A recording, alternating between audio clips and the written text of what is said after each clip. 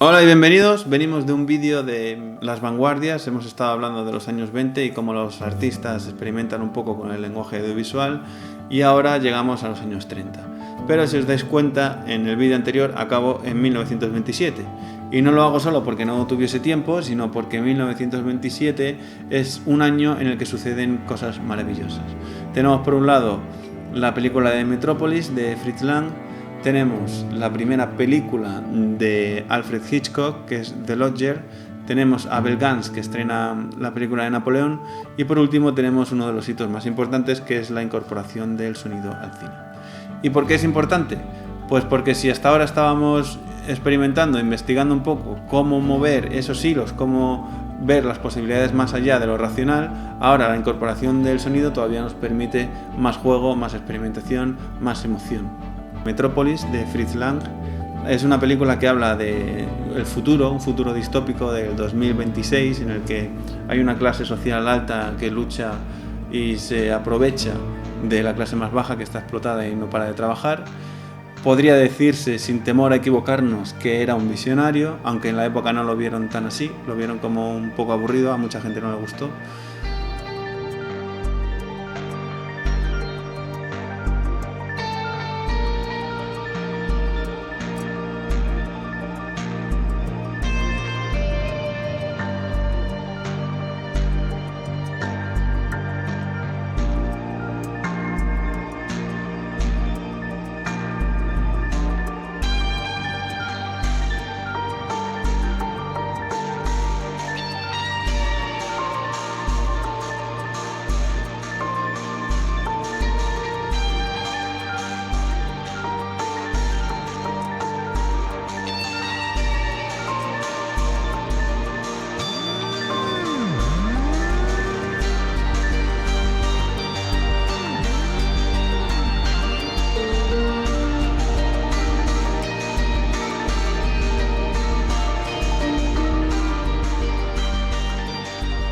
Tenemos también otro estreno importante que fue la primera película de Alfred Hitchcock. Tenemos The Lodger, que lo que hace es como seleccionar las partes más interesantes de vanguardia y hacer una película en la que se incluye un poco de impresionismo, un poco de expresionismo alemán, un poco de romanticismo. Entonces encontramos prácticamente todo el cine. Y encima, sabiendo que es su primera película y cómo la desarrolla luego para hacer cine de suspense y ser el maestro número uno del suspense, pues era de mencionar también, cabe mencionarla aquí como importantísima. Luego tenemos también a Abel Gance con su película Napoleón, que la innovación más importante que incorporó fue la triple panorámica, que consistía en que ponía una pantalla delante y dos en los laterales, y entonces al ver tú lo que había delante podías, digamos, completarlo con el significado de las imágenes de al lado. Entonces era como una experiencia un poco nueva, divertida. Pero claro, aunque sí que recaudó dinero, los costes se multiplicaban por 3 por el equipo y al final no recaudabas tanto, entonces dejó de usarse. Y luego también tenemos una cuarta película, probablemente el hito más importante del año, que es la llegada del sonido al cine. Sonido sincronizado, tenemos la película de El cantante de jazz.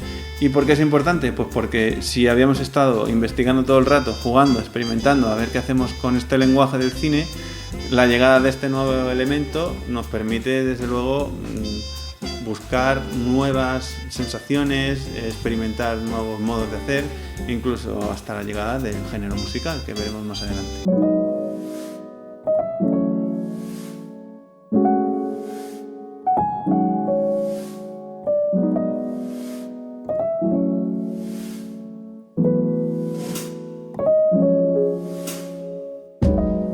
¿Qué pasa ese año?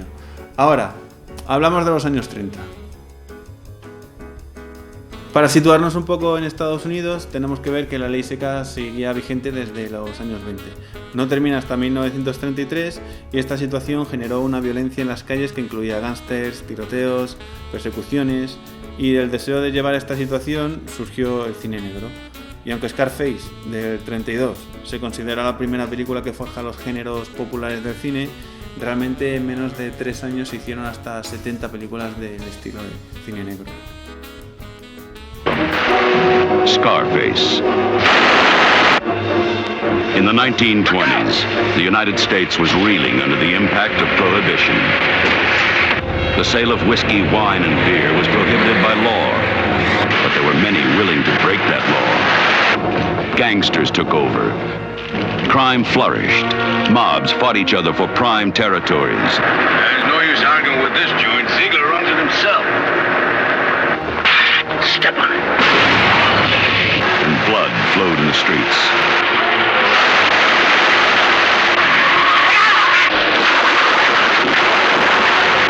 From Hitman.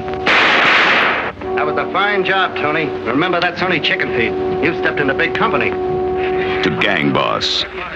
This is the story of Scarface Tony Carmonte, his lust for power, for fancy women. Don't work too hard. I just finish up tonight. Now I play a while.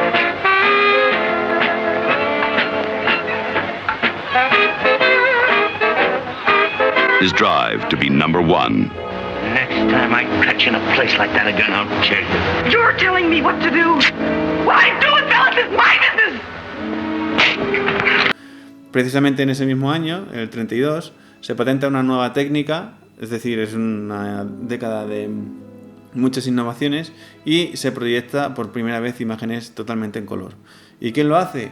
Walt Disney, porque tenía un espíritu innovador y pionero que ahora la compañía ya no tiene, y nos hace el primer corto de dibujos animados a todo color que se llama Flores y Árboles. Esto daría lugar al primer largometraje animado que se llama Blancanieves y los 7 enanitos, lo sabéis, es 5 años después, en 1937.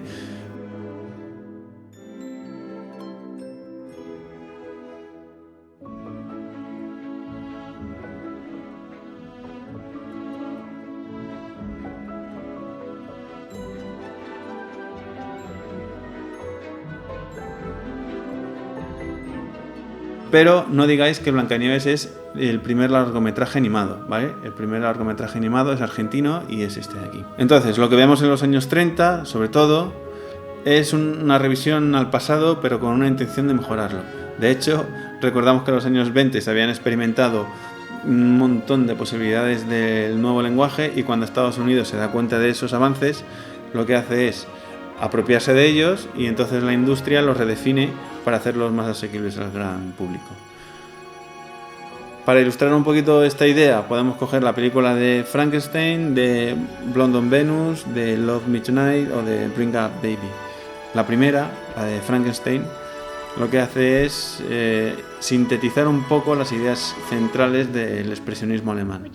Sabéis que Frankenstein es una adaptación de la novela de Mary Shelley, y os recomiendo la historia de cómo la escribió porque es muy curiosa.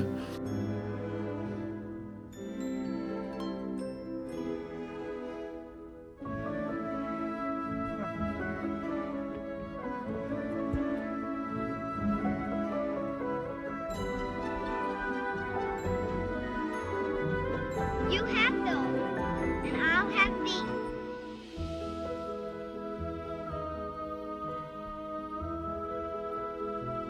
I can make a boat.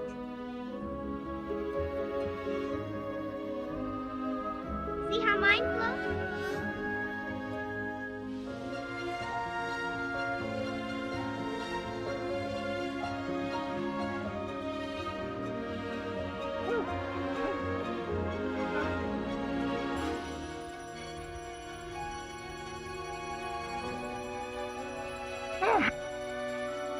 No, you're hurting me! No!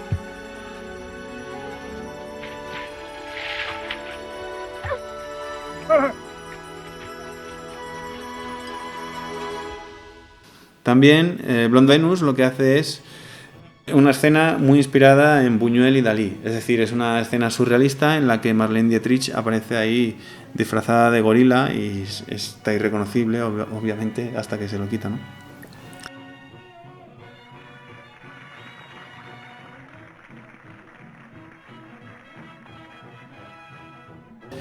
Y luego tenemos también Love Me Tonight, que es un género musical, y hay que diferenciarlo del cine sonoro precisamente porque el género musical lo que hace es incorporar canciones que ayudan a que la trama avance, mientras que el cine sonoro lo que hace es simplemente que te va poniendo intervalos o entreactos, interludios, que van dividiendo la trama con diferentes canciones que más que nada sirven para entretener.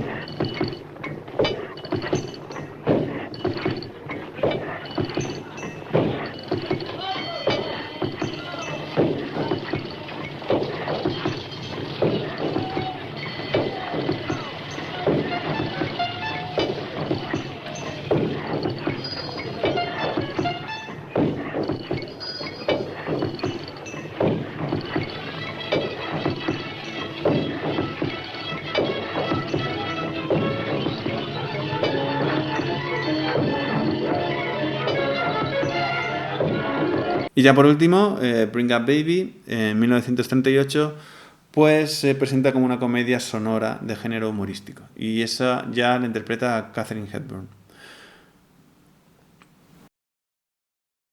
En Europa, ¿qué pasa? Pues vive con un tono un poquito más arrogante. Pensemos que falta poco para que estalle la Segunda Guerra Mundial y en Alemania, en 1935, se estrena el documental de El triunfo de la voluntad. La dirige Riefenstahl y ahí se ve cómo los nazis van entrando en Francia.